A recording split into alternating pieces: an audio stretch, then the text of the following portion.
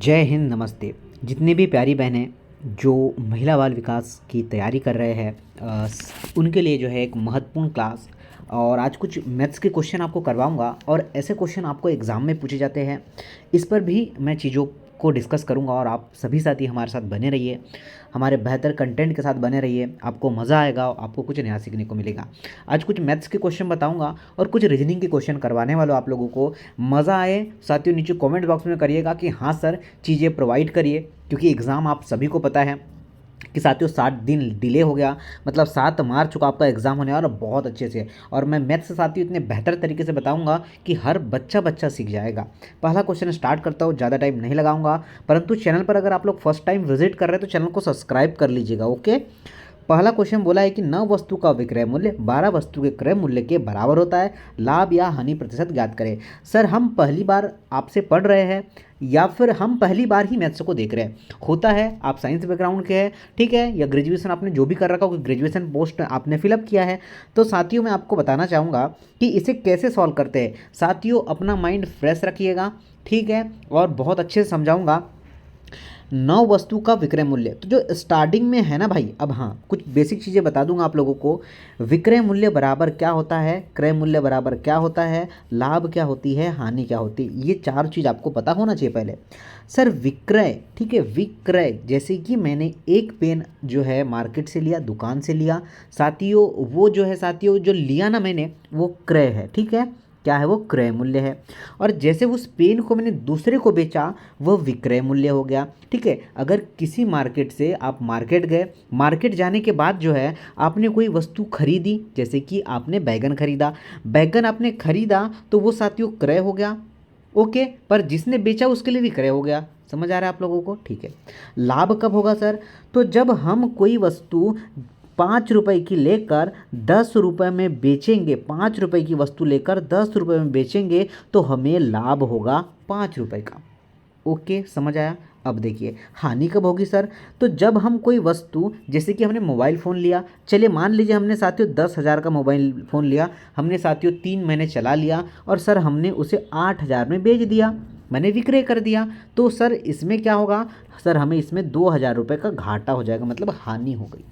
अब इतना तो आपको समझ में आ चुका होगा कि जो है विक्रय मूल्य, क्रय मूल्य, लाभ और हानि क्या होता है। मैं आपको फॉर्मूला रटवाऊंगा नहीं, आपको बेसिक चीज़ें से बताऊंगा। चलिए अब आते हैं क्वेश्चन की ओर। तो देखिए स्टार्टिंग में बोला है 9 वस्तु का विक्रय मूल्य।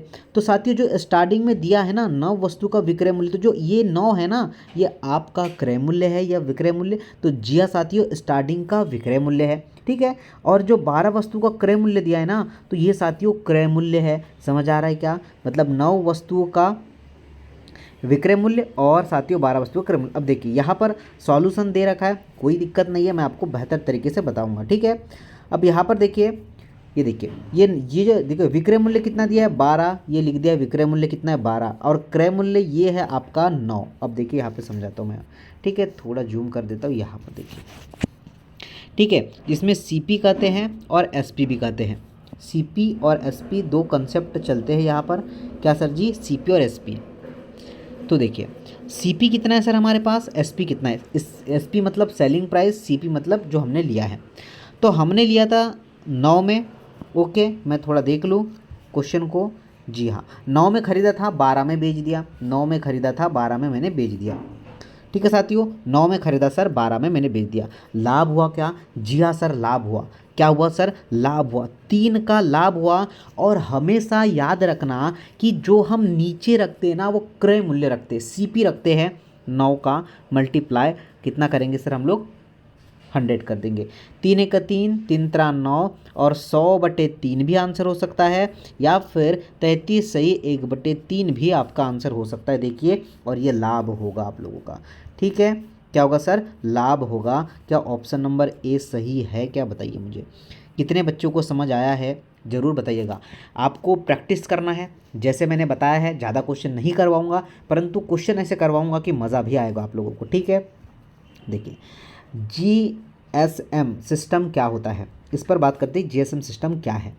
तो ग्लोबल सिंक्रोनाइजेशन मॉड्यूल है, ओके, या फिर जो जनरल सिस्टम मोबाइल है, global system for mobile communication. जी हाँ, global system for mobile communication है, ये आप लोगों को ध्यान रखना है। चलिए आगे देखिए क्या बोला गया है साथियों। क्वेश्चन बोला है कि एक पेज से दूर पेज में, ठीक है, जो एक पेज है से दूसरे पेज में कर्सर जाने के लिए क्या कहते हैं। साथियों मेरा कंप्यूटर वाला क्लास उठाकर देख लेना, अगर आप सभी साथी मुझसे पढ़ रहे हैं, मेरा कंप्यूटर वाला जो अभी 2 से 3 दिन पहले एक क्लास अपलोड किया है, एज अ टीज़ आपको क्वेश्चन करवाया है और एज अ टीज़ वैसा ही क्वेश्चन छपा है, ठीक है। आप जाकर देख लेना, मैंने बहुत अच्छे से समझाया आपको, शॉर्टकट वाला जो टॉपिक है।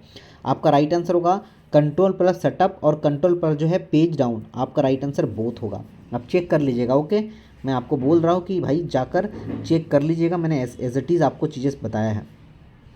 देखिए क्वेश्चन देखिए नेक्स्ट क्या बोला गया है सर। क्वेश्चन बोला है कि संयुक्त राष्ट्र द्वारा बच्चों के जीवन रक्षा, संरक्षण और विकास पर घोषणा को किस वर्ष अपनाया था।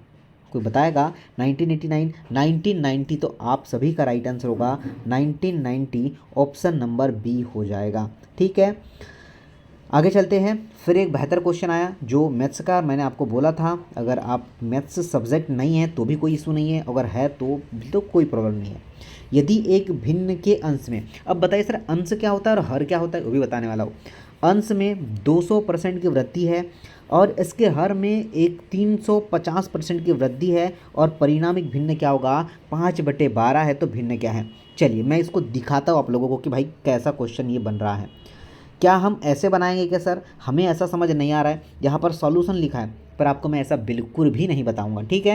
यहाँ पर सॉल्यूशन आप लोग देख सकते हैं। हमारे समझ में नहीं आ रहा है सर, बिल्कुल कोई दिक्कत नहीं है ना बच्चा, नहीं आ रहा है ना, हम समझाते हैं।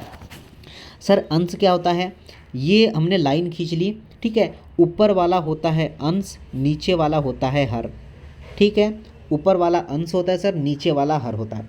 यहाँ पर बोला है क्या है, वृद्धि, आप लोगों को नज़र आ रहा है, ठीक है। अंश में 20% और हर में वृद्धि।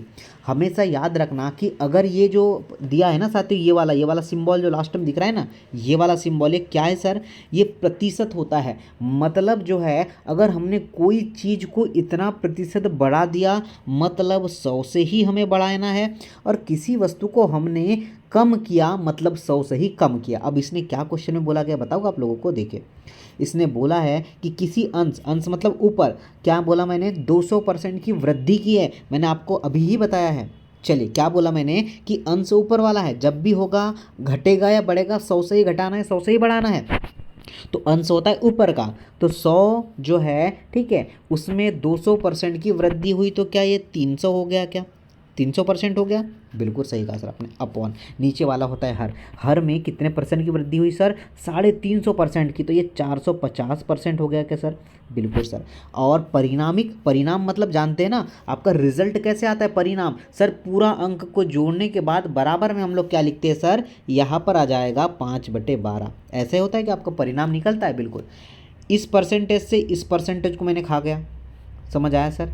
उसके बाद सुनिए, इस जीरो से इस जीरो को मैंने खा गया।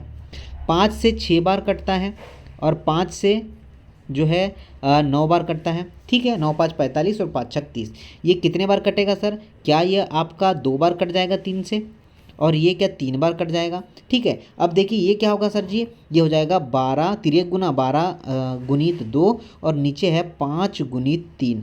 क्या सर फिर भी कट जाएगा क्या, ये 3 से कट जाएगा अपना कितने बार सर, 4 बार, तो 8/5 कहीं आपको नज़र आ रहा है, ठीक है।